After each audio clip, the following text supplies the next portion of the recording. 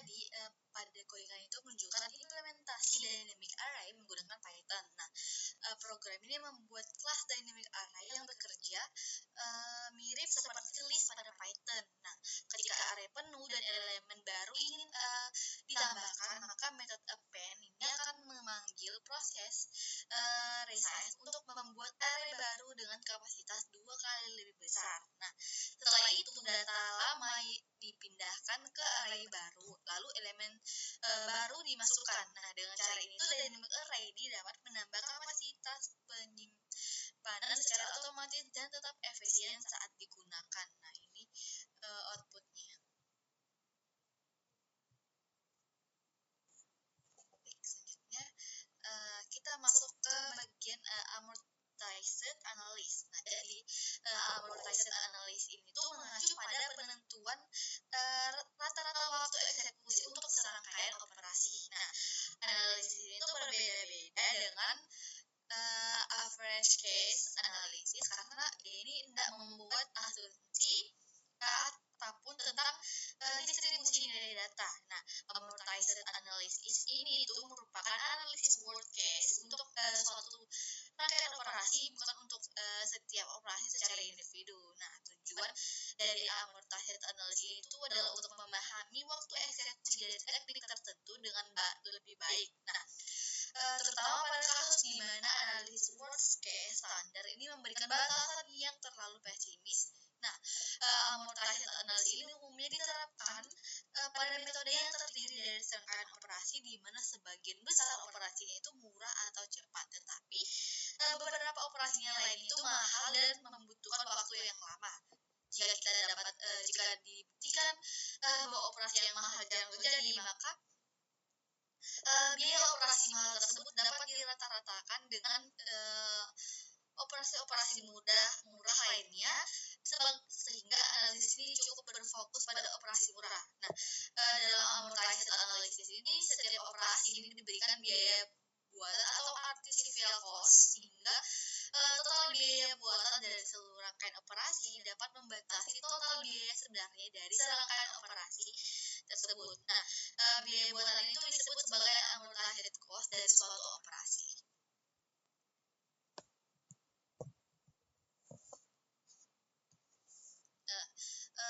Selanjutnya kita masuk ke bagian amortized analysis of dynamic arrays. Nah, jadi analisis amortized pada dynamic array ini menggambarkan komputer seperti mesin yang bekerja dengan menggunakan pembayaran cyber dollar, di mana satu cyber dollar ini digunakan untuk sejumlah kecil waktu komputasi. Nah, ketika sebuah operasi dijalankan, harus tersedia cukup cyber dollar di dalam rekening untuk membayar waktu eksekusi operasi tersebut. Nah, dengan demikian, total cyber dollar yang digunakan dalam suatu proses komputasi ini akan sebanding dengan total waktu yang digunakan untuk menjalankan komputasi tersebut. Nah, pada amortized analysis, beberapa operasi ini dapat dikenakan biaya lebih besar dari biaya sebenarnya agar cyber dollar yang tersisa ini dapat disimpan dan digunakan untuk membayar operasi lain yang lebih mahal di kemudian hari.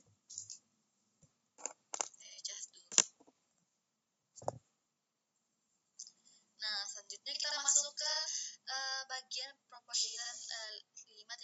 Nah, yang dimana proposition 5.1 itu menyatakan bahwa jika dynamic array menggunakan strategi mengadakan kapasitas array saat penuh, maka total waktu untuk menemukan n operasi append adalah O dalam kurang n. Nah, artinya walaupun beberapa operasi append terkadang mahal karena harus melakukan resize dan menyalin data, secara keseluruhan performa ini tetap efisien. Lalu penjelasan itu menggunakan konsep cyber dollar sebagai ilustrasi biaya operasi. Jadi setiap append ini bisa dianggap membutuhkan 1 cyber dollar, sedangkan proses resize dari ukuran K menjadi 2K ini membutuhkan K cyber dollar karena harus menyalin seluruh elemen lama ke array baru. Nah, untuk tersebut setiap operasi append ditagih $3. Nah, cyber dollar digunakan untuk operasi saat ini, sedangkan 2 cyber dollar disimpan untuk membayar proses selesai di masa depan. Nah, ketika arrays penuh dan kapasitasnya digandakan, maka cyber dollar yang sudah disimpan sebelumnya digunakan untuk membayar biaya penyalinan data. Nah, karena resesi jarang terjadi dan sebagian besar append berjalan cepat, maka rata-rata biaya setiap append tetap 0,01 atau konstan. Nah, akibatnya total biaya untuk N operasi append menjadi 0N. Nah, materi itu menjelaskan bahwa peningkatan kapasitas array secara geometris seperti dikali 2 lebih efisien dibanding peningkatan secara aritmatika. Nah, jika kapasitas array hanya ditambah sedikit demi sedikit, misalnya 1 atau 2 slot setiap selesai, maka proses selesai ini akan terlalu sering terjadi dan menyebabkan total waktu menjadi kuadratik atau jauh lebih lambat.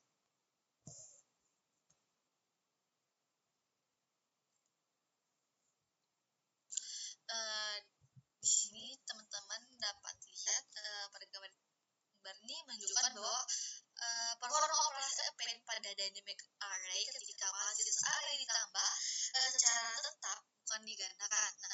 Nah, pada gambar A, kapasitas array ini tuh kan ditambah 2 sel setiap kali array penuh. Nah, sedangkan pada gambar B, kapasitas array ini ditambah 3 sel setiap size. Nah, sumbu horizontal ini menunjukkan jumlah elemen saat ini. Nah, sedangkan sumbu vertikal ini menunjukkan jumlah operasi atau biaya yang diperlukan saat melakukan append. Nah, batang kecil ini menunjukkan append biasa yang berjalan cepat karena masih ada ruang kosong pada array. Namun, batang tinggi ini menunjukkan proses realisasi, yaitu saat array penuh dan program harus membuat array baru lalu menyalin seluruh data lama ke array baru.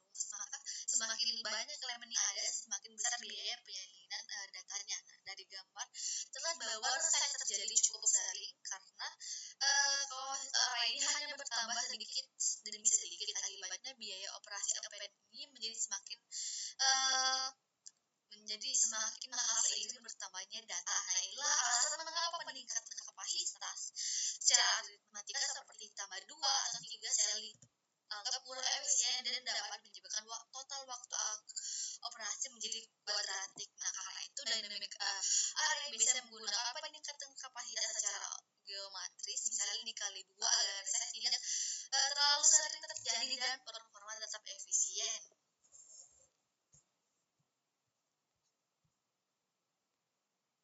Nah, ini grafiknya. Sorry guys.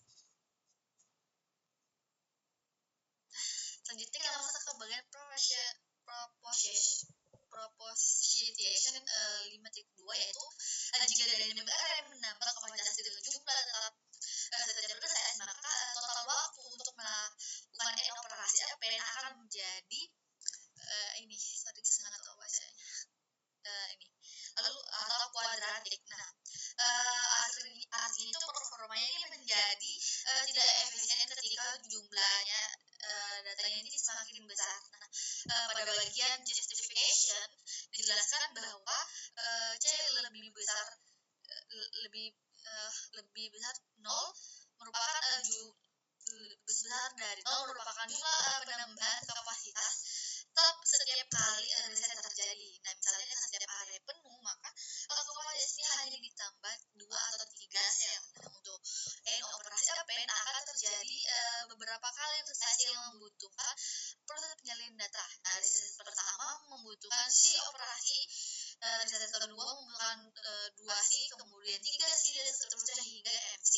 Nah, semakin besar ukuran array, maka semakin banyak data yang harus disalin ke array baru sehingga biaya operasinya itu terus meningkat. Nah, karena total waktu merupakan penjumlahan dari seluruh biaya resize, maka hasil akhir ini menjadi sebanding N kuadrat. Nah, inilah alasan mengapa penambahan kapasitas secara tetap dianggap kurang efisien dibanding peningkatan secara geometris seperti menggunakan ukuran array. Nah, selanjutnya kita masuk ke bagian memory usage and shrinking an array. Nah,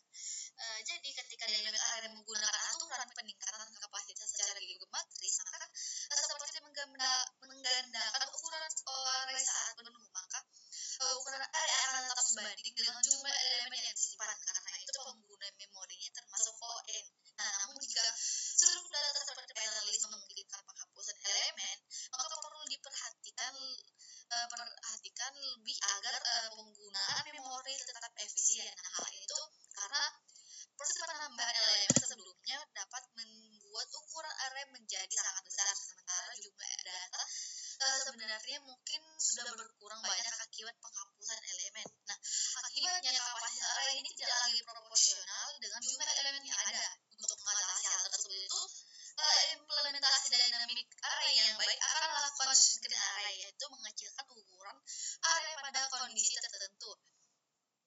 Walaupun ukuran array diperkecil, maka sistem array ini tetap dirancang agar operasi-operasi pada dynamic array tetap memiliki amortized running time 01 atau on 1 atau tetap efisien secara rata-rata. Selanjutnya kita masuk ke bagian Python list class. Nah, pada bagian itu menjelaskan kalau metode append pada Python list ini memiliki performa amortized constant time atau rata-rata waktu eksekusi konstan O1. Nah, artinya meskipun terkadang terjadi proses resize, array yang membutuhkan waktu lebih lama secara keseluruhan, operasi append ini tetap berjalan lebih efisien walaupun jumlah data terus bertambah.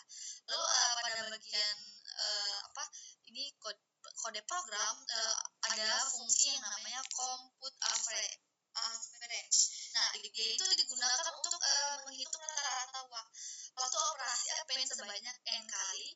Program membuat list kosong, kemudian mencatat waktu awal menggunakan time. Nah, setelah itu program melakukan perulangan untuk menambahkan elemen ke dalam list menggunakan metode append. Nah, seluruh proses selesai, program mencatat waktu akhir dan menghitung rata-rata waktu setiap operasi append dengan membagi total waktu terhadap jumlah operasi yang dilakukan. Nah, program kemudian menguji append dengan jumlah data yang berbeda, mulai dari ratusan hingga jutaan elemen. Nah, hasil pengujian ini menunjukkan bahwa rata-rata waktu append ini tetap kecil dan relatif stabil, meskipun ukuran listnya ini semakin besar. Dapat kita lihat pada tabel pada gambar ini memperlihatkan waktu rata-rata append yang hanya berada pada kisaran mikrodetik dan tidak meningkat secara signifikan.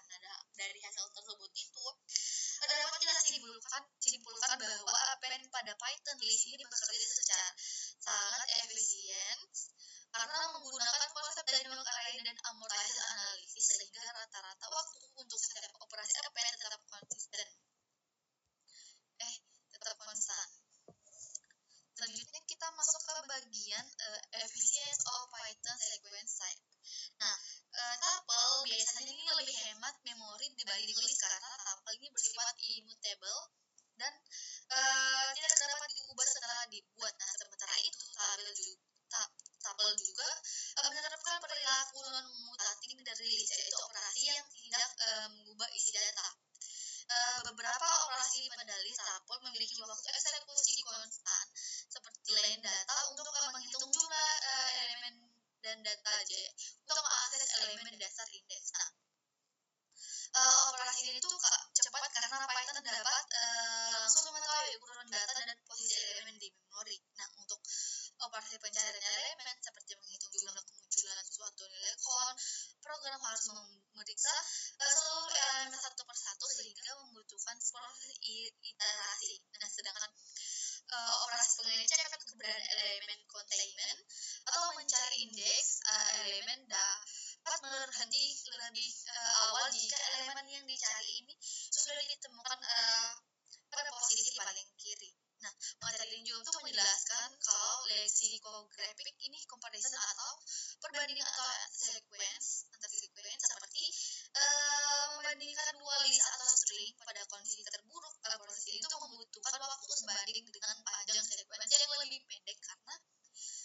elemen dibandingkan satu persatu hingga ditemukan perbedaan. Nah, selain itu, pembuatan instance baru seperti hasil penggabungan atau penyalinan sequence ini membutuhkan waktu yang bergantung pada ukuran array baru yang dibuat. Nah, semakin besar ukuran sequence, maka semakin lama juga proses pembuatannya. Nah, secara keseluruhan materi ini menunjukkan performa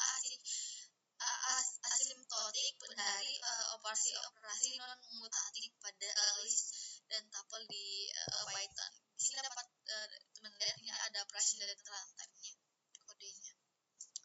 Oke, selanjutnya kita kita masuk ke bagian mutating behaviors.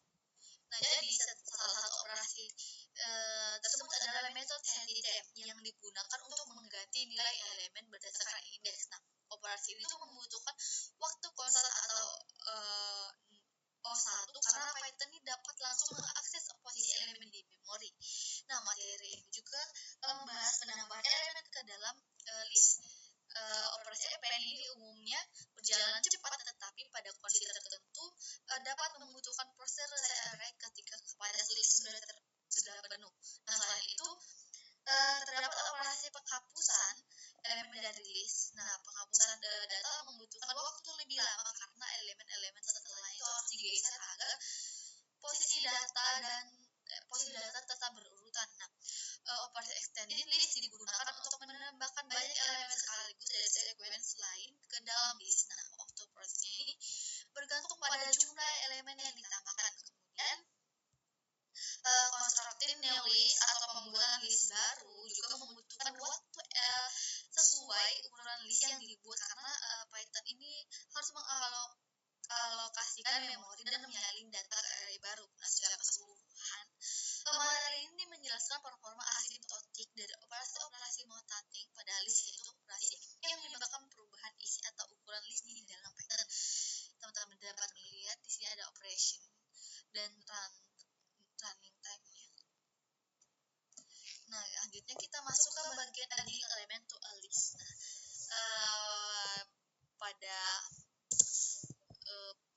pada materi ini tuh menjelaskan kalau proses penambahan elemen ke dalam list menggunakan operasi insert k value pada dynamic array. Nah, operasi itu digunakan untuk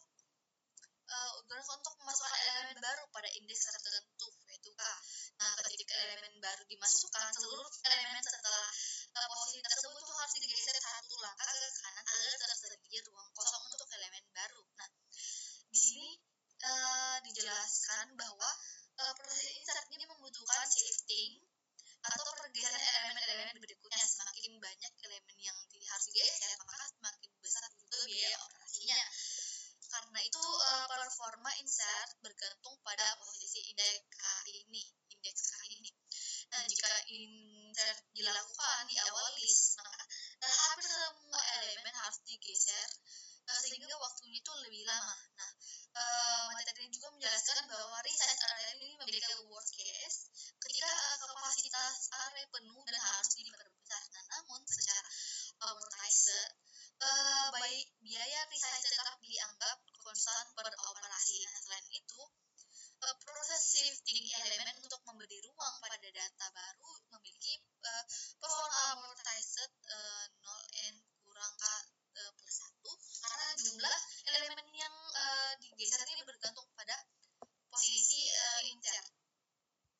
Lalu di sini teman-teman dapat melihat ada kode program di mana program pertama ini memeriksa apakah kapasitas array ini sudah penuh. Nah, jika penuh, maka array ini akan diperbesar menggunakan metode resize. Nah, setelah itu dilakukan perulangan dari elemen paling kanan menuju posisi kiri untuk menggeser elemen satu persatu ke kanan. Nah, setelah ruang kosong tersedia, maka nilai baru dimasukkan pada indeks K. Nah, lalu jumlah elemen N ini ditambah 1. Lalu di bagian bawah ini terdapat contoh penggunaan program. Awalnya array berisi data 157. Nah, kemudian dilakukan insert 2,10 sehingga angka 10 dimasukkan pada indeks kedua dan elemen setelah digeser ke kanan. Nah, hasilnya itu menjadi 1,517. Nah, setelah itu dilakukan insert 3, min 10 sehingga min 10 itu dimasukkan pada posisi indeks ketiga dan hasil akhirnya itu menjadi 1,510 min 10,7. Jadi itu memperlihatkan ilustrasi pergeseran elemen saat insert dilakukan. Nah, semua elemen setelah indeks K ini dipindahkan ke satu slot ke kanan agar elemen baru ini dapat dimasukkan ke posisi yang diinginkan. Selanjutnya kita masuk ke bagian analisis the runtime performance of Python insert. Jadi teman-teman dapat lihat di sini kan ada tabel. Nah, pada tabel itu dia itu menganalisis list di Python. Nah, dalam berbagai skenario penyisipan, hasil pengukuran ini menunjukkan bahwa waktu eksekusi ini sangat bergantung pada posisi penyisipan, karena dia ini bersifat dasar list Python yang menggunakan array dinamis. Nah, yang pertama, ketika kita menyisipkan elemen selalu di awal list posisi jika sama dengan 0, operasi itu paling mahal, karena hal itu disebabkan karena setiap penyisipan di awal mengharuskan semua elemen yang sudah ada digeser satu langkah ke kanan. Nah, tabel ini menunjukkan bahwa waktu yang dibutuhkan meningkat hampir linear seiring ukuran data n dari 0,482 mikrodetik untuk n sama dengan 100 menjadi 351,59 mikrodetik untuk n sama dengan 1.000.000. Nah, itu membuktikan kompleksitas waktu konstan per operasi. Lalu kedua, penyisipan di tengah list posisi k sama dengan n slash 2 ini masih membutuhkan waktu yang signifikan, tetapi hanya sekitar setengah dari waktu penyisipan di awal. Nah, secara teknis kompleksitasnya ini tetap omega n karena separuh elemen harus digeser. Nah, data mendukung hal ini pada n sama dengan 1000, waktu yang tercari itu 1,75,383 mikrodetik per detik, sekitar separuh dari 351,590 mikrodetik untuk penyisipan di awal. Lalu yang ketiga, berbeda dengan dua kasus sebelumnya, penyisipan di akhir list posisi k sama dengan n ini menunjukkan perilaku konstan yang sangat baik. Nah, waktu yang dibutuhkan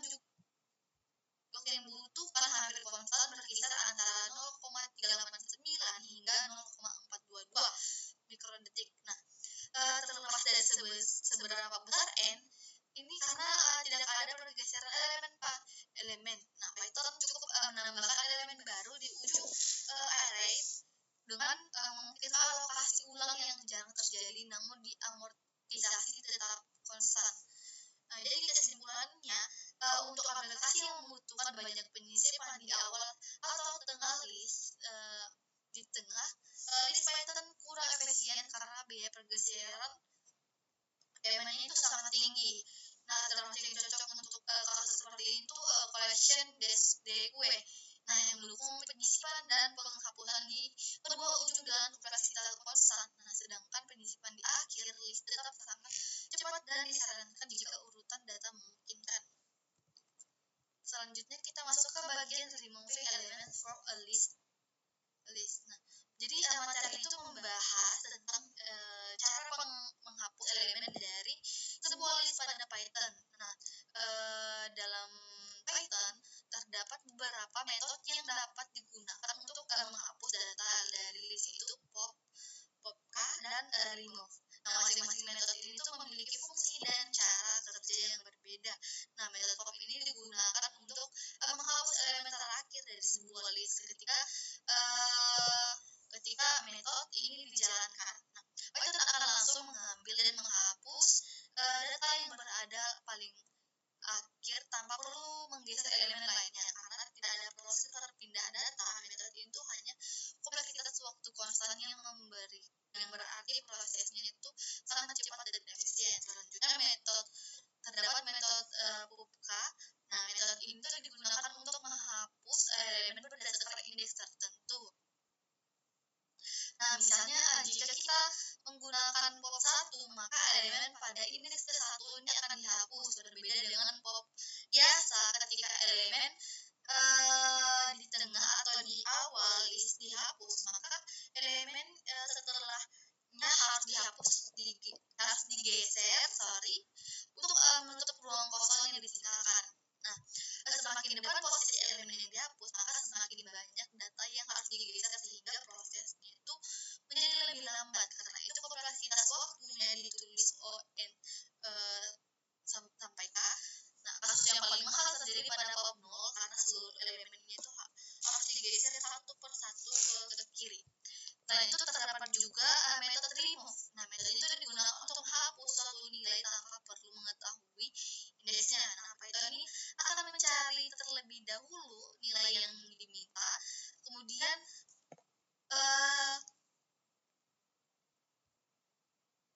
setelah ditemukan nilai tersebut akan dihapus dari list. Nah, setelah penghapusan dilakukan, maka elemen lainnya juga akan digeser agar list ini tetap rapi, karena Python harus melakukan pencarian terlebih dahulu, dan metode ini tuh membutuhkan waktu lebih lama dibanding pop dan memiliki kompleksitas waktu konstan.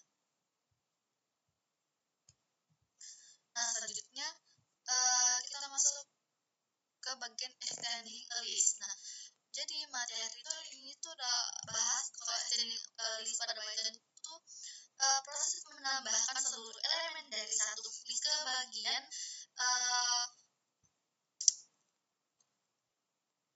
proses menambahkan seluruh elemen dari satu list ke bagian akhir list lainnya menggunakan metode extend. Nah, metode ini tuh digunakan ketika kita ingin menggabungkan dua list menjadi satu. Contohnya itu jika terdapat list data dan author, maka data extend author ini akan menambahkan semua isi dari author ke dalam data. Nah, proses itu sebenarnya sama seperti melakukan perulangan dan append. Nah, satu persatu pada setiap elemen di list author. Nah, waktu eksekusi metode extend ini bergantung pada jumlah elemen yang ditambahkan atau memiliki kompleksitas sekitar ON. Hal ini tuh karena list pertama mungkin perlu diperbesar ukurannya agar dapat menampung elemen tambah. Lalu metode extend ini lebih disarankan dibandingkan memanggil append berulang kali karena lebih efisien. Nah, Python ini menjalankan extend langsung melalui implementasi bawaan yang sudah dioptimalkan, sehingga prosesnya itu lebih cepat. Selain itu, penggunaan satu fungsi extend ini mengurangi overhead dibandingkan banyak pemanggilan append. Nah, untuk yang lain itu adalah Python ini dapat menghitung ukuran akhir list terlebih dahulu, sehingga proses penambahan data menjadi lebih optimal. Selanjutnya kita masuk ke bagian konstruktor new list. Nah, pada materi ini tuh membahas tentang proses pembuatan list baru pada Python atau yang disebut dengan konstruktor new list. Nah, dalam Python itu proses pembuatan list ini memiliki waktu eksekusi yang paling bergantung pada jumlah elemen yang dibuat. Nah, semakin banyak elemen dalam list, maka semakin besar juga waktu yang dibutuhkan untuk membuatnya. Pada materi itu dijelaskan kalau penggunaan list comprehension ini jauh lebih cepat dan efisien dibandingkan dengan membuat list dengan cara menambahkan elemen satu persatu dengan menggunakan append. Nah, list comprehension ini pada Python ini dapat membuat seluruh isi list secara langsung dalam satu proses, sehingga kinerja itu lebih optimal. Nah, sebaliknya jika kita menggunakan append, maka berulang kali di dalam perulangan Python harus menjalankan fungsi penambahan elemen secara terus-menerus untuk setiap data yang dimaksudkan. Nah, hal itu menyebabkan proses menjadi lebih lambat karena terdapat pemanggilan fungsi yang dilakukan secara berulang-ulang. Nah, selain itu materi ini juga tuh menjelaskan kalau membuat list itu menggunakan bentuk seperti 0 bagi n lebih efisien dibanding menambahkan angka 0 satu persatu ke dalam list. Nah, hal itu karena Python langsung membuat seluruh elemen sesuai ukuran yang dibutuhkan dalam satu langkah, sehingga proses pembuatan list ini menjadi lebih cepat dan hemat memori. Nah, selanjutnya kita masuk ke bagian Python string class. Nah, Python string class atau kelas string pada Python dalam pembahasan itu digunakan beberapa notasi, yaitu n sebagai panjang sebuah string dan m ini sebagai panjang string lainnya. Notasi ini tuh digunakan untuk menjelaskan seberapa besar waktu yang dibutuhkan suatu operasi pada string. Jadi pada Python beberapa metode itu sering kapitalis, center, dan string. Nah, menghasilkan string baru setelah diproses. Karena Python harus membuat string baru tersebut karakter demi karakter, maka waktu yang dibutuhkan ini bersifat linear terhadap panjang string string yang dihasilkan. Artinya itu semakin panjang string maka semakin lama juga proses yang dibutuhkan. Nah, selain itu terdapat metode yang digunakan untuk mengecek kondisi tertentu pada string seperti is lower. Metode seperti itu juga membutuhkan waktu konstan karena Python harus memastikan setiap karakter dalam string ini satu persatu untuk memastikan apakah seluruh karakter ini memenuhi kondisi yang diminta. Nah, dalam kasus terburuknya itu semua karakter harus diperiksa sebelum hasil akhirnya diketahui. Jadi kesimpulannya itu sebagian besar operasi pada string di Python ini memiliki waktu eksekusi yang bergantung pada panjang string. Nah, semakin panjang string yang diproses, maka semakin besar juga waktu yang diperlukan oleh program untuk menjalankan operasi tersebut. Nah, selanjutnya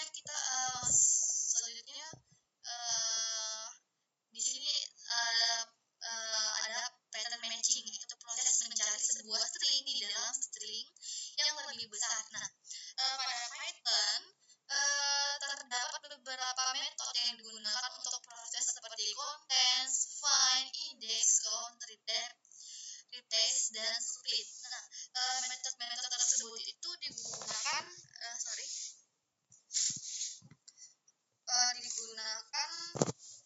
untuk menghubungkan, menghitung, dan mengganti atau memisahkan bagian dari string. Lalu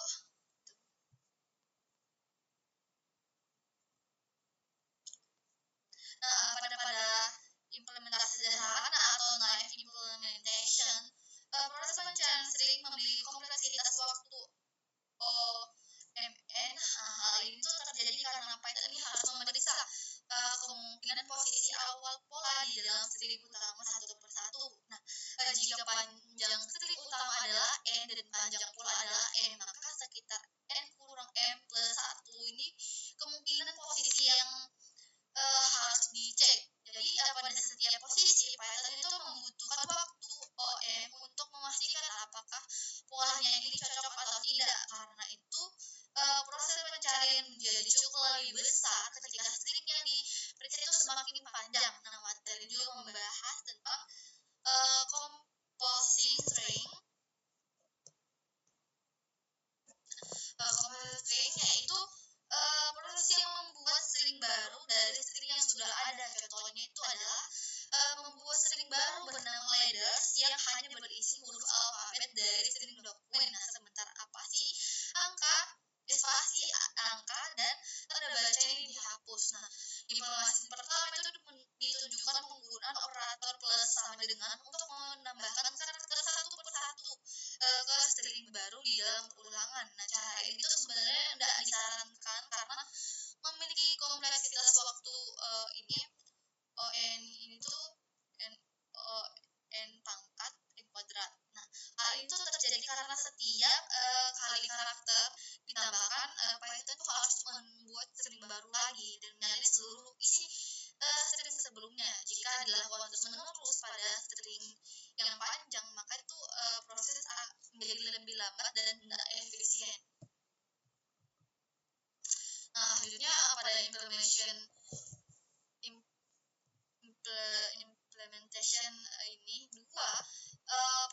ini program menggunakan list sementara bernama temp. Nah, jadi setiap karakter alfabet ini akan ditambahkan ke dalam list menggunakan append. Nah, kemudian seluruh isi list itu digabung menggunakan join temp. Nah, cara ini tuh lebih baik dibandingkan menggunakan operator plus sama dengan secara terus-menerus karena proses penggabungan string ini tuh dilakukan hanya sekali di akhir.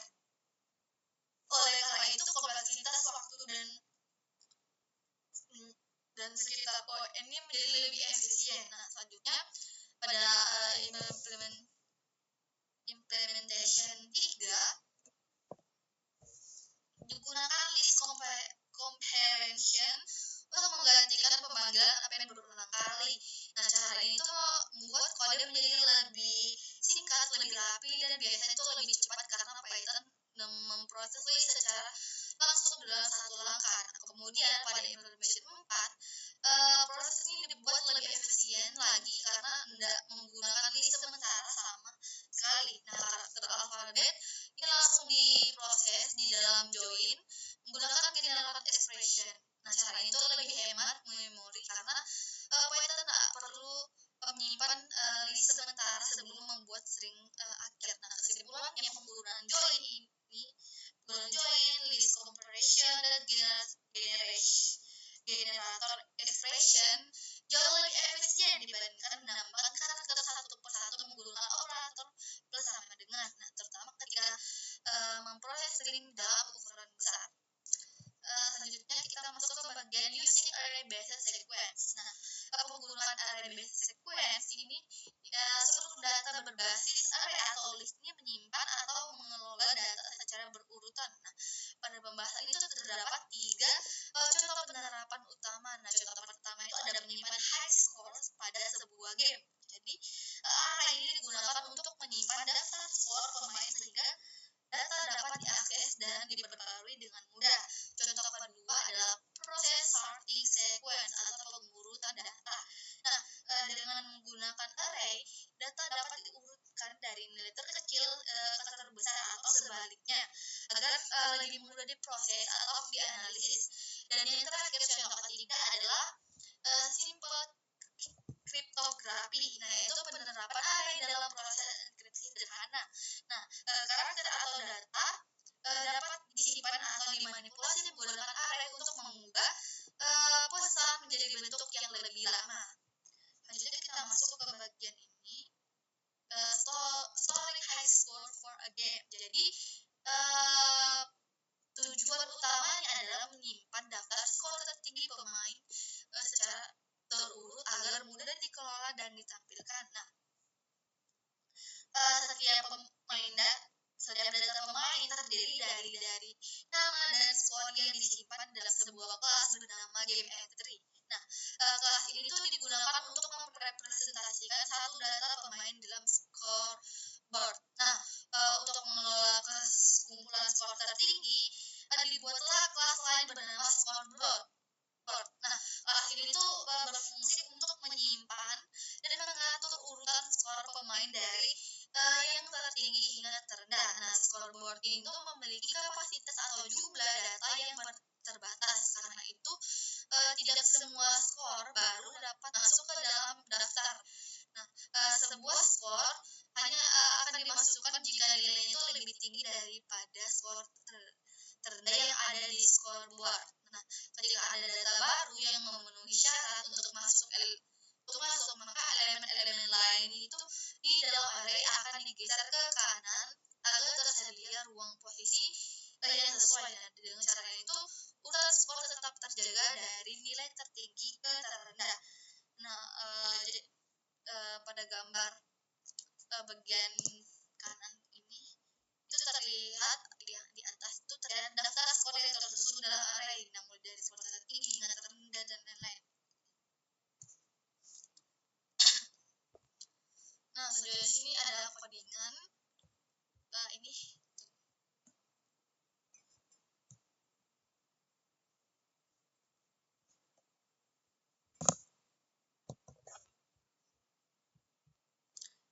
jadi kode itu membuat 2 kelas untuk menyimpan 8 skor tertinggi, yang dimana game entry atau kelas sederhana untuk menyimpan nama dan skor seorang pemain serta memberikan metode untuk mengambil nilai tersebut dan mencetaknya dalam format nama skor. Lalu ada scoreboard, kelas untuk mengelola daftar skor tertinggi dengan kapasitas tetap. Nah, cara kerja itu saat dibuat, ia itu menyiapkan list kosong sepanjang kapasitas yang ditentukan. Nah, metode add atau entry menambahkan skor baru hanya jika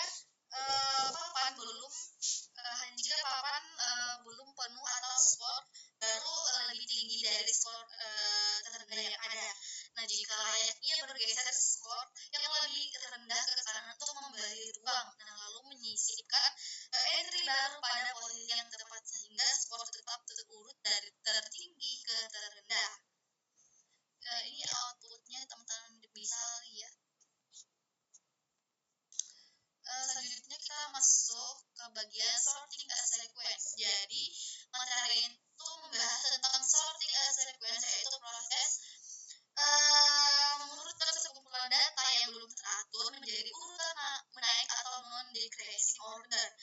tujuannya ini agar data tersusun dari nilai terkecil ke terbesar, sehingga lebih mudah diproses dan dicari. Nah, pada materi itu digunakan algoritma insertion sort. Itu cara kerja algoritma ini dimulai dengan menganggap elemen pertama ini sudah dalam keadaan terurut karena hanya terdiri dari satu data, kemudian elemen kedua ini dibandingkan dengan elemen pertama. Nah, jika nilainya lebih kecil, maka kedua elemen ini akan ditukar posisinya. Selanjutnya elemen ketiga ini diperiksa dan digeser ke kiri sampai berada pada posisi yang benar di antara kedua elemen sebelumnya. Proses ini terus dilakukan untuk setiap elemen berikutnya sehingga seluruh data tersusun secara terurut. Nah, secara umum algoritma insertion sort ini bekerja dengan mengambil satu elemen lalu memasukkannya ke posisi yang tepat pada bagian array yang sudah terurut sebelumnya. Nah, dengan cara ini tuh array secara bertahap menjadi semakin teratur sampai seluruh proses selesai. Nah, di sini ada codingan.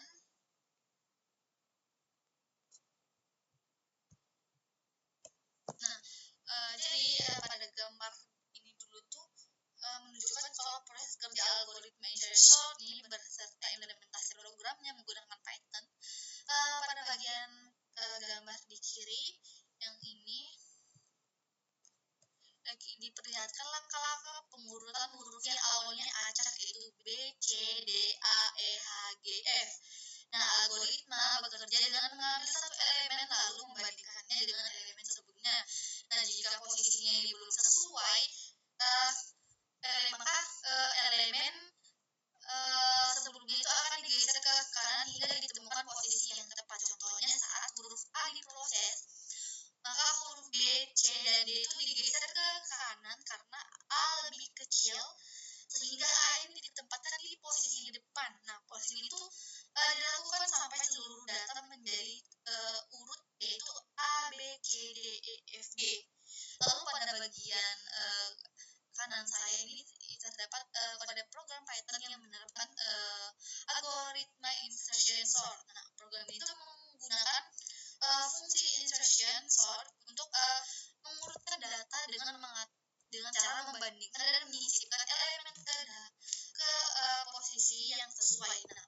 Nah, program kemudian mengurutkan data angka 5921078 hingga menghasilkan ini 01256789. Nah, serta mengurutkan huruf B, C, D, A, E, H, G, F menjadi A, B, C, D, E, F, G, H. Selanjutnya kita masuk ke materi ini. Simple cryptography. Nah, jadi dia itu menjelaskan konsep dasar kriptografi sederhana menggunakan metode Caesar-Shifter. Nah, Caesar-Shifter ini adalah teknik enkripsi yang bekerja dengan cara mengganti setiap huruf pada pesan asli dengan huruf lainnya yang berada beberapa langkah setelahnya dalam alfabet. Nah, gambar ini tuh pada gambar ini pergeseran huruf dilakukan sebanyak 3 kali. Contohnya huruf A berubah menjadi D, B menjadi E, dan seterusnya hingga Z kembali ke C. Nah, di bagian kiri itu dijelaskan bahwa Caesar-Shifter ini mengganti setiap huruf dalam pesanan dengan huruf lain sesuai jumlah pergeseran tertentu pada alfabet. Nah, aturan pergantian tersebut dapat direpresentasikan menggunakan sebuah string atau array huruf seperti yang terlihat pada bagian bawah gambar yang ini.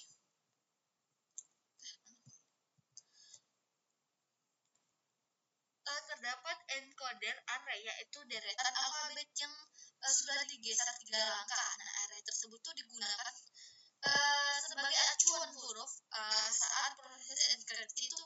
Misalnya huruf A akan diganti dengan D, huruf D menjadi E, dan seterusnya. Nah, gambar ini untuk menjelaskan contoh penggunaan huruf T. Nah, huruf T itu dicari indeksnya menggunakan operasi Unicode, yaitu ORD.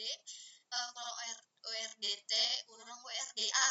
Nah, nilai Unicode huruf T adalah 84 dan huruf A adalah 65. Nah, sehingga hasilnya itu ada 19.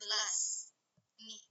Nah, indeks ke-19 ini pada core array itu berisi huruf V, sehingga huruf E ini akan dienkripsi menjadi W. Nah, dengan demikian proses CSR chip tadi itu dilakukan dengan mencari posisi huruf pada alfabet lalu menggantinya dengan huruf lain sesuai jumlah pergeserannya yang telah ada.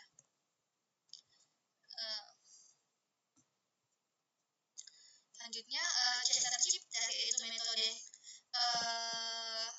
kriptografi sederhana yang digunakan untuk mengekskripsi dan mendeskripsi pesan dengan cara menggeser huruf dalam alfabet. Nah, agar proses pergeseran huruf dapat dilakukan secara karakter dari A sampai Z terlebih dahulu diubah menjadi angka dari 0 sampai 25. Nah, proses konversi itu menggunakan rumus J sama dengan rumusnya itu ini. Ya, itu rumusnya. Nah, lalu fungsi ORD ini digunakan untuk mengambil nilai A, S, C, I dari suatu karakter sehingga huruf ini dapat direpresentasikan dalam bentuk angka. Nah, pada proses enkripsi, jadi setiap huruf itu digeser sejauh R posisi menggunakan rumus I plus R ditambah R persen 26. Nah, itu nilai huruf ditambah dengan jumlah pergeseran kemudian dibagi agar hasilnya itu tetap berada dalam rentang alfabet A sampai Z. Nah, sedangkan pada proses deskripsi, huruf ini dikembalikan ke bentuk semula menggunakan rumus I kurang R bagi 26. Nah, rumus ini itu mengurangi nilai huruf dengan jumlah pergeseran sehingga pesan asli dapat diperoleh kembali. Nah, kesimpulannya, CSR chip tadi ini bekerja dengan memanfaatkan pergeseran posisi huruf dalam alfabet untuk mengamankan pesan sederhana secara sederhana. Di sini ada codingnya, teman-teman.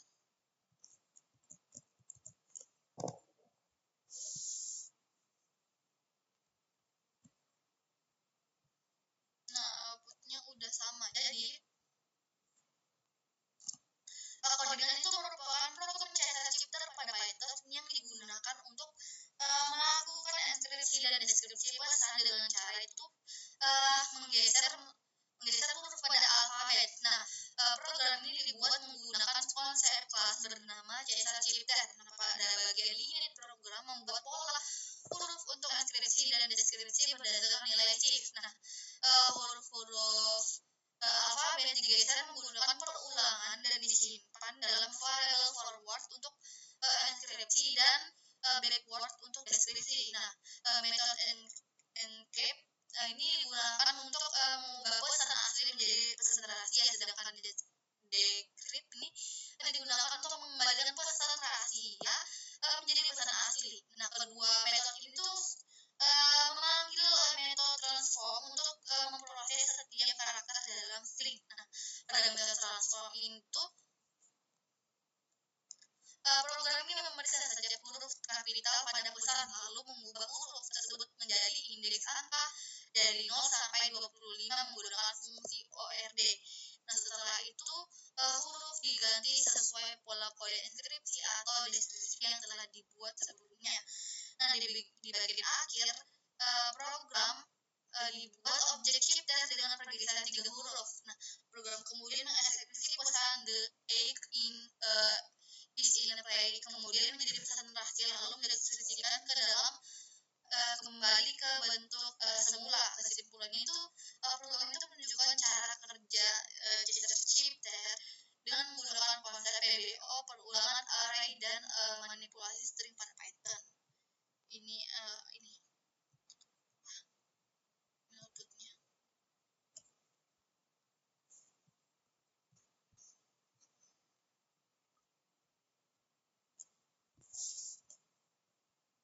Nah, selanjutnya kita masuk ke bagian multidimensional dataset. multidimensional dataset atau kumpulan data di multidimensi.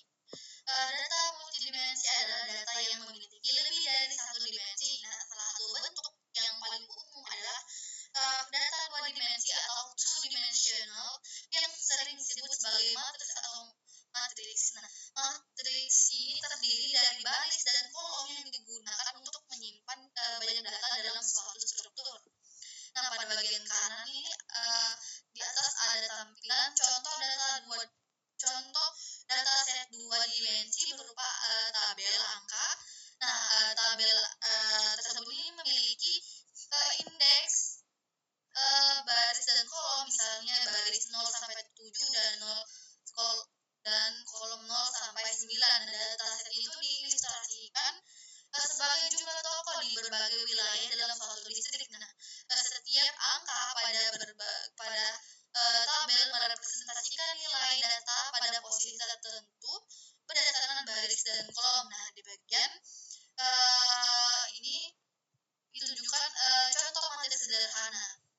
Lalu matriks tersebut kemudian direpresentasikan dalam bentuk list Python ini. Nah, artinya itu setiap baris pada matriks disimpan sebagai list di dalam list utama lama. Nah, cara mengakses elemen tertentu dilakukan menggunakan indeks. Nah, misalnya data 13, angka pertama menunjukkan baris, nah sedangkan angka kedua ini itu menunjukkan kolom pada contoh tersebut. Nah, data 13 ini berarti mengambil nilai pada baris ke-1 dan kolom ketiga yaitu angka 1, 20. Lalu pada bagian di kanan kiri saya yang ini memberikan beberapa contoh penerapan data multidimensi. Nah, informasi geografis biasanya itu direpresentasikan dalam dua dimensi karena menggunakan koordinat lokasi. Nah, data hasil sensor LIDAR ini merupakan data 3 dimensi atau 3D karena memiliki informasi jarak dan kedalaman. Nah, selain itu gambar monokrom atau hitam putih juga termasuk data 2 dimensi karena tersusun dari piksel dalam bentuk baris dan kolom. Selanjutnya kita masuk ke bagian konstruksi multidimensional list.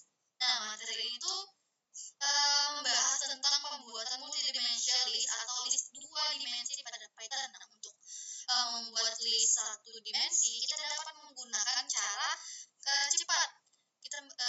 Cara cepat seperti data sama dengan 0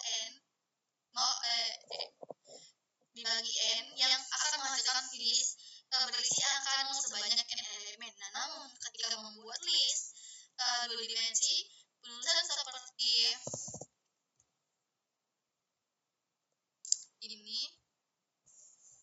itu sebenarnya merupakan kesalahan yang sering terjadi. Nah, hal ini tuh karena setiap baris pada list tersebut tuh tidak dibuat sebagai list yang berbeda, melainkan semuanya itu mengacu pada objek list yang sama di memori. Nah, akibatnya itu ketika satu elemen diubah, maka perubahan tersebut akan muncul di semua baris. Nah, ada contoh di gambar ini saat ini data yang ini tuh diubah menjadi 5, nilai pada kolom pertama di seluruh baris itu ikut berubah menjadi 5. Nah, output tersebut tuh menunjukkan bahwa semua berarti saling terhubung karena mereferensikan list yang sama. Nah, oleh karena itu cara tersebut ini tuh disarankan untuk membuat list 2 dimensi pada Python. Selanjutnya kita masuk ke bagian correct information for initializing a two-dimensional list. Jadi dia itu sudah jelaskan cara yang benar untuk membuat list 2 dimensi atau matriks pada Python. Nah, matriks ini kan merupakan struktur data yang terdiri dari beberapa baris dan kolom. Nah, pada gambar ini yang ini atau kode lah ya. Teman-teman ditunjukkan kode yang ini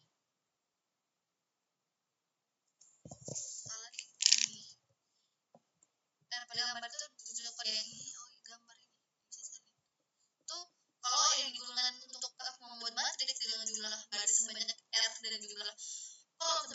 di mana seluruh nilai diisi nilai nol. Cara ini tuh dianggap benar karena setiap baris dibuat sebagai list yang terpisah atau independen. Nah, dengan demikian, jika ada perubahan pada satu elemen di suatu baris, maka perubahan tersebut itu tidak akan mempengaruhi baris lainnya.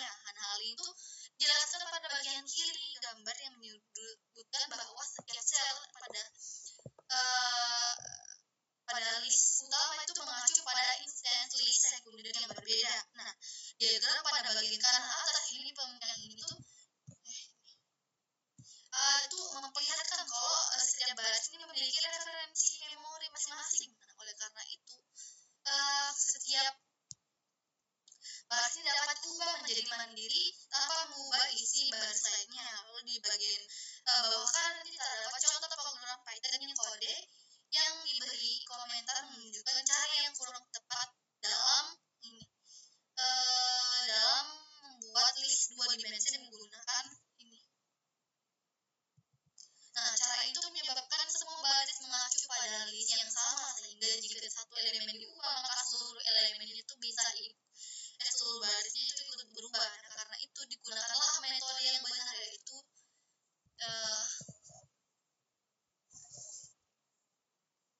ini dat yang 6.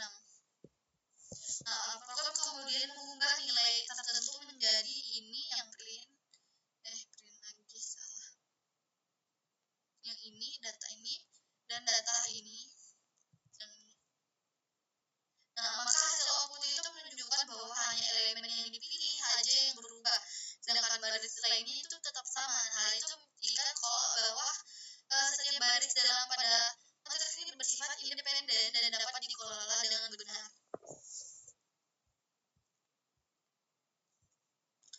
Selanjutnya sih ada codingan.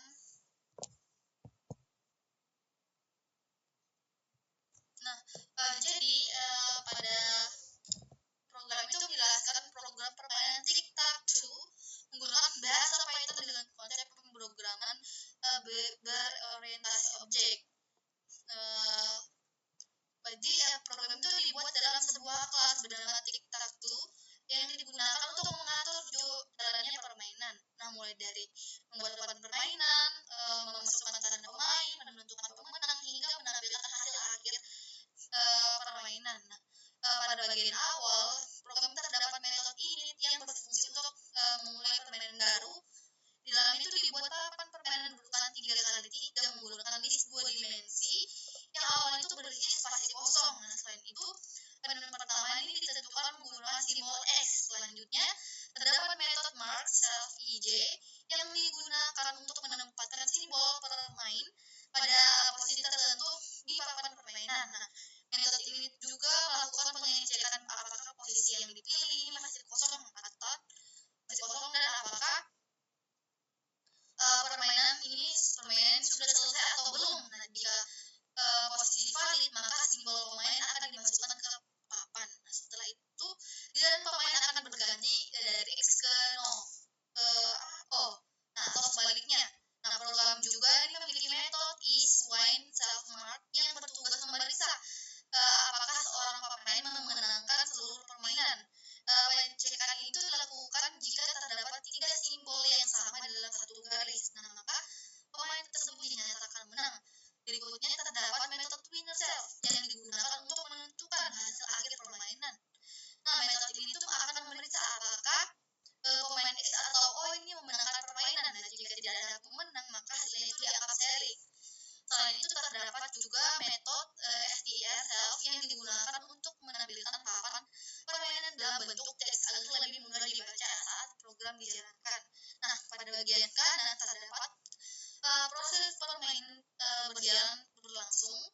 Jadi program ini tuh membuat objek permainan menggunakan game tic-tac-toe. Setelah itu pemain X dan O secara bergantian mengisi posisi pada papan menggunakan game mark. Nah, semua langkah dilakukan, program itu akan menghasilkan papan permainan seperti ini. Nah, dari hasil tersebut itu tidak ada 3 simbol yang sama dalam satu baris, kolom maupun diagonal karena tidak ada pemain yang menang. Nah, maka program itu menampilkan hasil tie yang berarti pemain itu telah berakhir. materi itu telah dipelajari tentang bagaimana cara kerja Python pada Python, mulai dari proses inisialisasi, penghasil elemen, hingga pengelolaan akademik array. Nah, selain itu juga dibahas mengenai referential array, compare array, serta penggunaan array basis sequence seperti list, tuple, dan string. Nah, materi ini juga membahas analisis kompleksitas waktu pada berbagai operasi array. Beberapa penerapan array basis sequence hingga pembuatan multidimensional array. Nah, dengan memahami materi ini itu kita dapat mengetahui bagaimana struktur data ini berbasis array bisa bekerja, serta bagaimana memilih cara yang lebih efisien dan dalam mengelola data pada Python. Nah, mungkin itu saja dari saya. Sekian penjelasan dari saya. Terima kasih sudah menonton video ini sampai selesai. Semoga materi yang disampaikan ini dapat membantu menambah pemahaman mengenai array dan struktur pada Python.